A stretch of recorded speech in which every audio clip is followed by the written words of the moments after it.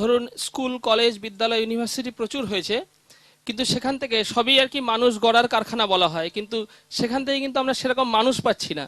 বা শ্রী ঠাকুরের যেটা আমরা শুনলাম একটু আগে, আপনি বলছিলেন যে আর্য ভারতীয় যুগোপযোগী শিক্ষার কথা বলছেন, তা এই মডার্ন বা সায়েন্সের যুগে দাঁড়িয়ে সেই শিক্ষার কিভাবে কোরিলেট করবে আমাদের এই মডার্ন সায়েন্সের যুগে দাঁড়িয়ে দাঁড়িয়ে যে আর্য ভারতীয় যুগোপযোগী শিক্ষা বলতে কিভাবে কোরিলেট করছে এই সায়েন্সের যুগে দাঁড়িয়ে?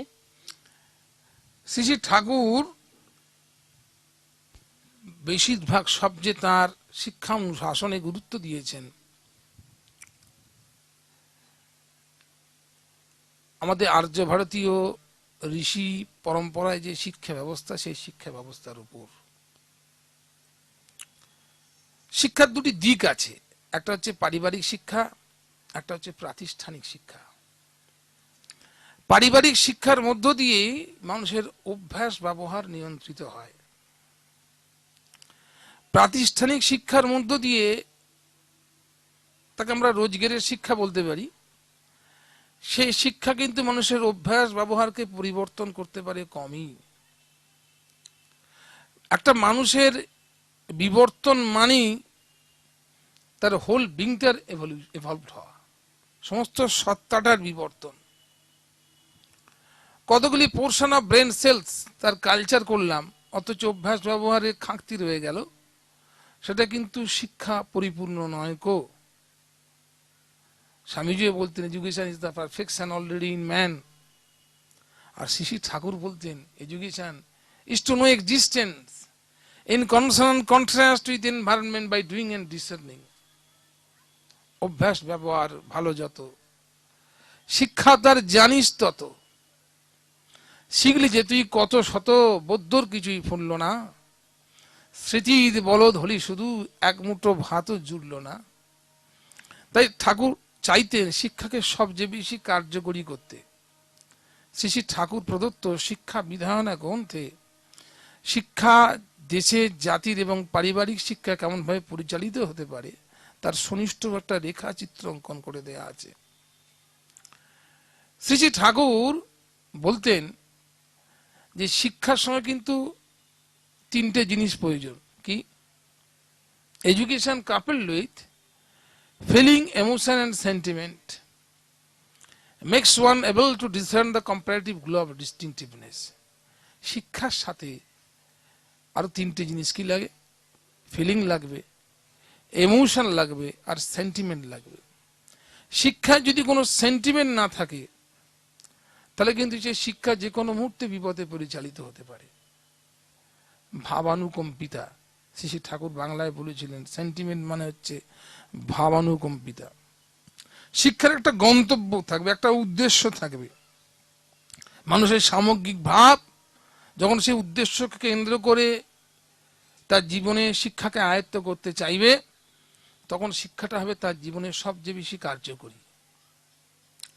তাই শ্রী শ্রী ঠাকুর চাইতেন সেই উন্নত ভাবানুকম্পিতাকে জাগিয়ে তুলতে, এবং চেয়েছিলেন যাতে ঋষিদের নামে ইউনিভার্সিটি হয়। ব্যারিস্টার এন সি চ্যাটার্জি যখন শ্রী শ্রী ঠাকুর সন্নিধানে গিয়েছিলেন, তাকেও শ্রী শ্রী ঠাকুর বলেছিলেন যে আমার ইচ্ছা করে যে বিভিন্ন ঋষিদের নামে যাতে বিশ্ববিদ্যালয় হয়, স্যান্ডেল university, Kashyap university, Bharadwaj university. তাহলে মানুষের কি হবে? রক্তের মধ্যে কিন্তু সেই সেন্টিমেন্টটা আছে।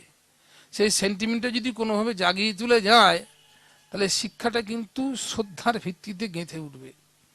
শিক্ষার মধ্য দিয়ে কিন্তু অশ্রদ্ধার চাষ হবে না। শ্রদ্ধামাল লভতে জ্ঞানম, শিক্ষার ভিত্তি হচ্ছে কিন্তু শ্রদ্ধা। এই শ্রদ্ধাটা জাগ্রত করতে গেলে কিন্তু মানুষের জীবনে একটা সেন্টিমেন্ট প্রয়োজন।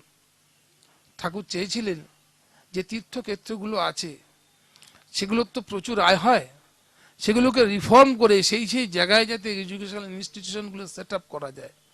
তখন শিক্ষা কি হবে? এই দেশের যে রাজনীতির আওতায় আর থাকবে না। কারণ শিক্ষা যদি রাজনীতি অনুপ্রবেশ করে তাহলে শিক্ষা কিন্তু ঘোলাটে হয়ে যেতে পারে। শিক্ষা কিন্তু মানুষের জীবনকে, প্রকৃত শিক্ষা ব্যর্থ হতে পারে। ঠাকুর চেয়েছিলেন শিক্ষাকে রাখতে চেয়েছিলেন ওই এমনভাবে যাতে তীর্থগুলোকে অর্গানাইজ করে কি অপূর্ব শ্রী শ্রী ঠাকুরের বাস্তবায়ন শিক্ষা ভাবনার, ভাবতে গেলে আশ্চর্য হয়ে যেতে হয়। ঠাকুর বারবার বলতেন যে পারিবারিক শিক্ষায় মা যেন একটা বাড়িতে ভাইস চ্যান্সেলর, তিনি যেন সমস্ত পারিবারিক শিক্ষার মধ্য দিয়ে সবাইকে গেঁথে তুলবেন, তার অভ্যাস ব্যবহার রকম সবকিছুর মধ্য দিয়ে। এবং পারিবারিক শিক্ষায় ঠাকুর বলতেন ছোট বয়স থেকে যাতে শিশুরা পিতৃভীতি মাতৃভীতি করে। রোজ সকালবেলা উঠে মা শিখিয়ে দেবে শিশুকে, আজ বাবাকে কিছু দিলে না, তা বাবাকে কিছু দিয়ে প্রণাম করে এসো। বাবা আবার শিখিয়ে দেবে মাকে কিছু দিলে না। এতে কি হলো, যে ছেলেপুলের যে লিবরি কাজ একটা উন্নত বাঁধনে বাঁধা পড়তো। তাদের জীবনের যে অ্যাচিভমেন্ট, সে অ্যাচিভমেন্টের মধ্যে পিতামাতার স্বার্থ ইনভলভ থাকতো। সংসার জীবনগুলো সঙ্গত হতো। সংসার সঙ্গত হলে পারিবারিক সমাজ রাষ্ট্রগুলো সঙ্গত হওয়ার সুযোগ পেত। কারণ আমরা যে বিচ্ছিন্নতাবাদ বলি, তার মূলেই তো সংসার জীবন বিচ্ছিন্ন হওয়া। বেষ্টি নিহিত সমষ্টি, বেষ্টির উপর যদি আঘাত পড়ে, বেষ্টির জীবনে যদি বিপর্যয় আসে, সমষ্টি জীবনে বিপর্যয় অবশ্যম্ভাবী, তাকে আমরা এড়াতে পারবো না কোনো মতেই। তাই শ্রী শ্রী ঠাকুর চাইতেন যাতে পারিবারিক জীবনে এমন একটা শিক্ষার আবহাওয়া তৈরি হয়। ঠাকুর চাইতেন একটা পরিবারে যাতে ল্যাবরেটরি থাকে, রিসার্চের ব্যবস্থা থাকে, তরিতরকারি থাকে, কৃষির সঙ্গে সমস্ত এনভায়রনমেন্টের একটা যোগ থাকে, এগ্রিকালচার থাকে। অর্থাৎ একটা পরিবারই এমন একটা সুষ্ঠু সুন্দর শিক্ষার আবহাওয়া তৈরি হবে যে ছেলেপুলেরা কিন্তু প্রাতিষ্ঠানিক শিক্ষার চেয়েও পারিবারিক শিক্ষার আবহাওয়ায় এমনভাবে শিক্ষিত হয়ে উঠবে যাতে কিনা তাদের জীবনে সেই শিক্ষাটা পরবর্তী জীবনকে এত সক্রিয় হয়ে তাদের জীবনকে সার্থক করে তুলবে, বেকার অযোগ্য থাকবে না। এছাড়া শ্রী ঠাকুর চাইতেন শিক্ষার ভিত্তি হবে কিন্তু বৈশিষ্ট্য অনুযায়ী। পুরুষ এবং নারী যে পরস্পরের বৈশিষ্ট্য কিন্তু আলাদা। কারণ যত যাই বলুক, পুরুষ কখনো সন্তানের মা হতে পারবে না। তাদের বায়োলজিক্যাল কনস্টিটিউশনে পরস্পরের মধ্যে ফারাক আছে অনেক। শ্রী ঠাকুর বলছিলেন পুরুষের শিক্ষা হবে ফুলফিলিং নেচারের, আর মায়েদের শিক্ষা হবে নার্চারিং নেচারের। আমরা স্বাভাবিকভাবেই দেখি আজকে শিক্ষা আমাদের জীবনের সময় গায়ের ময়লার মতো থাকে, সাবান দিলেই যেমন উঠে যায়। এই শিক্ষা কিন্তু স্বভাব এবং চরিত্রে অর্শায় না। কারণ এই শিক্ষার সঙ্গে বৈশিষ্ট্যকে পুষ্ট করার কোনো যোগ নেই গো, এই শিক্ষার সাথে কোনো সেন্টিমেন্ট নেই গো, এবং এই শিক্ষার সাথে কোনো উদ্দেশ্য জড়িত নেই। তাই শিক্ষায়, প্রাতিষ্ঠানিক শিক্ষা অনেক মানুষেরই ব্যক্তিগত জীবন এবং পরিবার জীবন পরিচালনায় ব্যর্থ হয়ে থাকে। আর যে মানুষের শিক্ষা ব্যক্তিগত পরিবার পরিচালনায় ব্যর্থ হয়, সে তো সমাজ ও রাষ্ট্র জীবনে ফেলিওর হবেই কি হবে। তাই শিক্ষাকে সর্বাঙ্গীন সার্থক করে তুলতে হলে সেই শ্রী শ্রী ঠাকুর প্রবর্তিত যুগোপযোগী আর্য ভারতীয় শিক্ষার মডেল তাকে অনুসরণ করতেই হবে।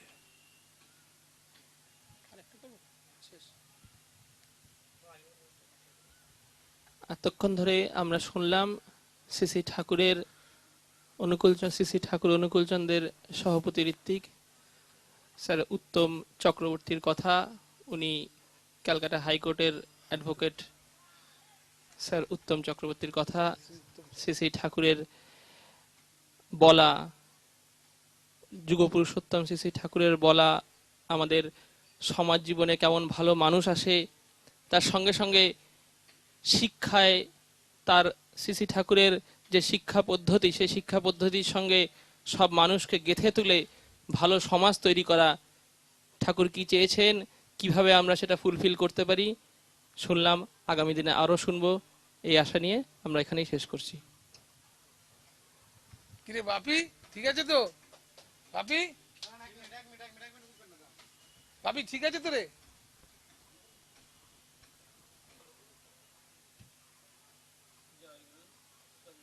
জয় গুরু, বন্দে পুরুষোত্তমম।